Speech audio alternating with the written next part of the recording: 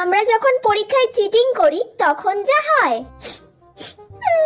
হ্যাঁ, কিরে তুই কাঁদছিস কেন?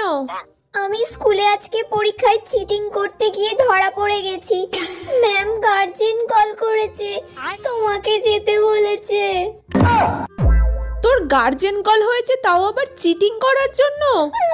তোর বাবা আজকে আসুক, আজকে তোর মজা দেখাবো, দাঁড়া। মা একবারের জন্য প্লিজ চলো, এবারের মতো আর কোনোদিন গার্জেন কল হবে না, আমি বলে দিচ্ছি। কি? আমি যাব? আমি তো যাবই না, তোর বাবাকেও যেতে দেবো না।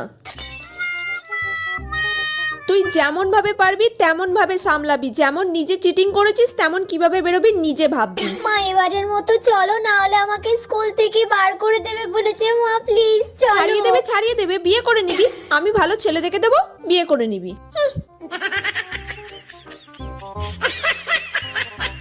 Bruh.